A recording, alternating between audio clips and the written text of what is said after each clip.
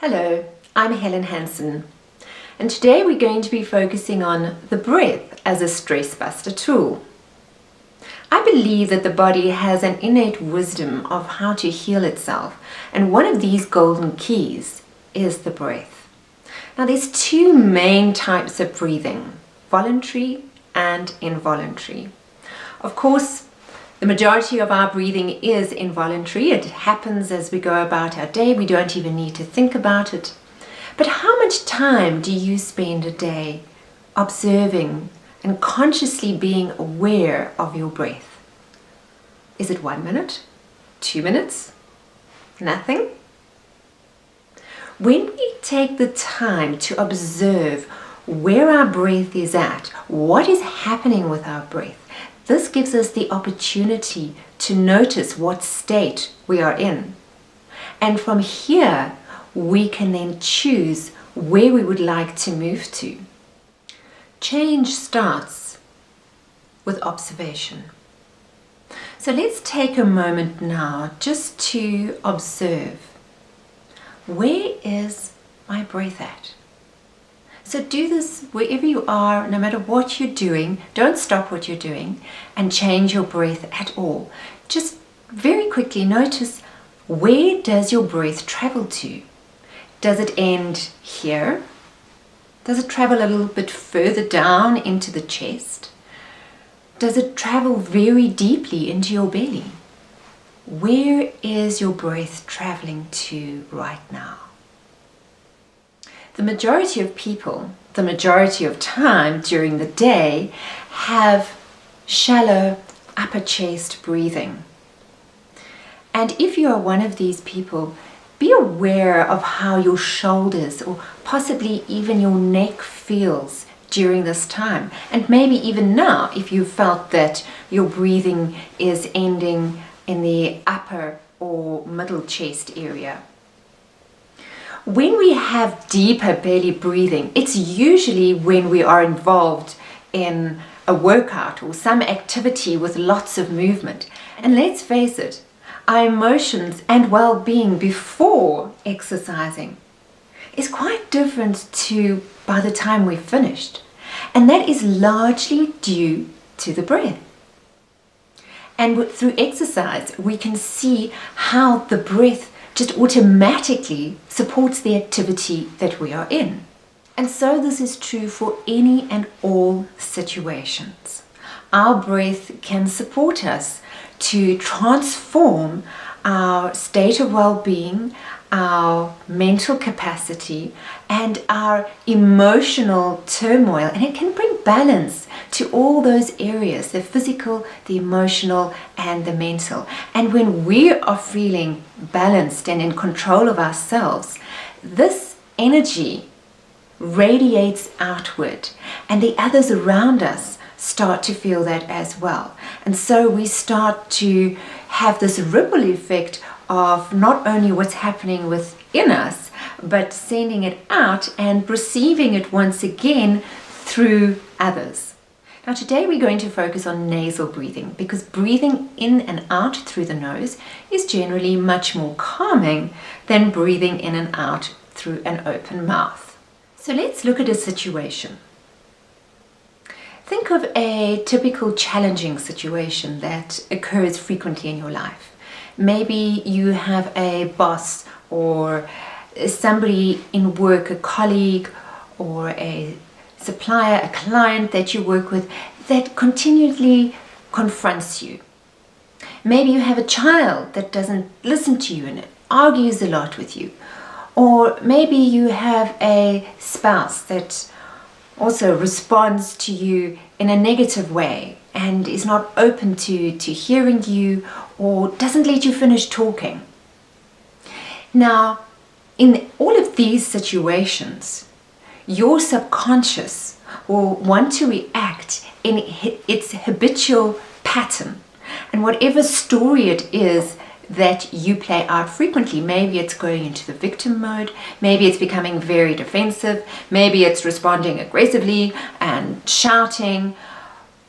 Whatever the situation is where you respond with your story, you can change that.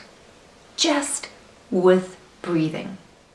So the breath is very powerful because it has the capability of overriding all those patterns and programs that we have in us from our childhood, and that sometimes we feel we don't have a control over. We can't help what we say or how we react. It's just how we are and what we've been doing for however long. But the good news is you can reprogram your subconscious with your conscious breath. So let's take ourselves back to the beginning of that situation where we find ourselves challenged. And we would start by noticing our breath. That's right. While everything's going on around you and you feel like you've got cannonballs and all sorts of things being aimed at you, you're going to stop and internally notice and ask yourself, where is my breath traveling to right now? Is it traveling to here? Is it traveling over here? Is it traveling all the way down? If you're feeling a lot of tension in your body, or if you're feeling heightened emotions of any kind, the chances are your breath's going to be very much up towards the top. And you're going to feel it. So the second thing you want to do now is through intention, you're going to change that. So with your second breath, you're going to extend that breath just a little bit further. Even if it's just so much further, it's going to make a difference. So let's do that now. Wherever your breath was when you observed it earlier, take it that little bit further. Okay, and step 3, you're now going to expand your breath outward. So your rib cage is going to move to the sides, left and right. So you're first bringing your breath down, and now you're going to bring it down and out. So let's do that together. Inhale, exhale, and now we're going to inhale and expand. Inhale, outwards, and relax. So it's 3 steps. Observing, taking it a little bit further, and expanding. So in real time, when you're feeling that you're having cannonballs thrown at you and you have people that you feel are attacking you, or perhaps somebody's waiting for a response from you and you're just wanting to give it to them, but instead you are now going inward and you're taking a few seconds to breathe. It might be 2, 3, 4, or 5, and there is the silence from you. And just know that silence is one of the loudest responses. And this is going to give you the opportunity to have a more accurate, conscious response. Because what you have just done for your body and your mind and your heart is you have allowed the oxygen time to really travel, and you've taken in a little bit more oxygen, so you've got a better quality traveling through your body, reaching cells and activating cells where when you're tense it can't get there. Likewise, it's able to do the same for your brain, giving you that clarity of mind, and through all this your emotions are now stabilizing and you are having a balanced perspective. And yes, this can all happen in a matter of just a few seconds. And this gap is all that you need to allow yourself to choose your response instead of being governed by your habitual subconscious behavior. And by the time that you have done your few seconds of breathing, not only do you have an internal body change, but your voice is going to sound different. Just think about the times that you are tense and angry. How does your voice sound as opposed to after a nice deep breath? Your voice is going to sound a little bit deeper, fuller. It's coming from a different space. And the people around you hear that and can feel that and will respond to that, because our voice is a frequency that goes out, travels and reaches the person and people around us, and likewise with us too. So it's no wonder that we are all reacting to each other if our voices are all tight and tense. And if we just take a few moments to breathe and expand, we can change all of that, and we can change the responses of the people around us to us. So if you are looking for more yeses, and if you are wanting to have your partners being more receptive to you, if you're needing clients and colleagues to actually just take a moment to hear you and not always interrupt you or have your child follow your instructions, start with the breath. Change the way that you are feeling inside. Change your thoughts by allowing that emotional balance to take place, and then let this transformation be carried through your voice outward, and see the effects for yourself in the next challenging situation that takes place. So it starts with the intention. Write down these 3 steps so that the next time you're in a heightened state of emotion, you're going to have a greater chance of remembering then. And if you have your paper nearby, you can quickly glance down. Nobody will know what you are looking at and what you are doing.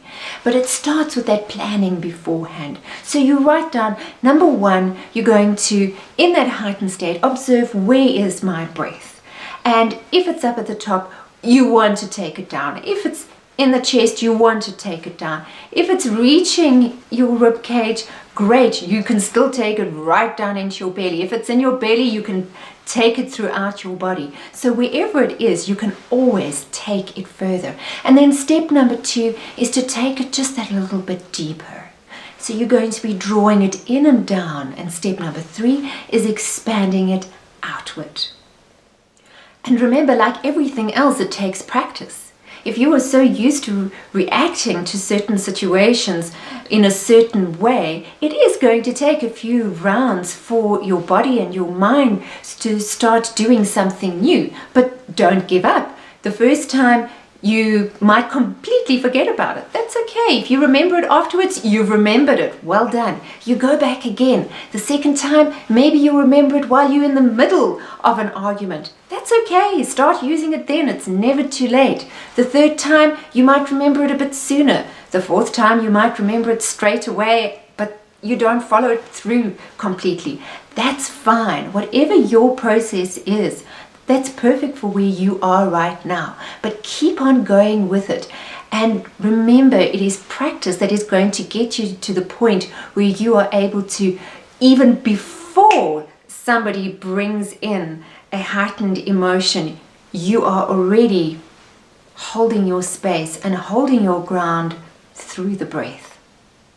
I had a client recently who was using this technique at home with her husband, and the results were phenomenal. She couldn't believe that just through a few seconds of breathing, the whole atmosphere in the room could change. And not only was her husband responding, but so was she, because she was noticing that her usual argumentative voice was actually changing. And because of this, her husband was changing towards her. And so their relationship was changing. And so it expanded outward to the family, to their home. And of course, it's a journey. Some days we have good days and some days it's easier and other days it's not. But keep on. Keep on bringing your awareness to your breath. And even when you're driving, just notice, where's my breath at? Your breath is something that's with you all the time. So cultivate a meaningful relationship with the breath. The breath is one of the keys, the golden keys to self-healing. And I believe even longevity. So, happy breathing. And if you have a story to share, please do leave a comment below, because stories always help others to understand and process their experiences even a little bit more easier. And your story could change somebody's life. Thank you so much for being part of this, and remember to breathe deeply.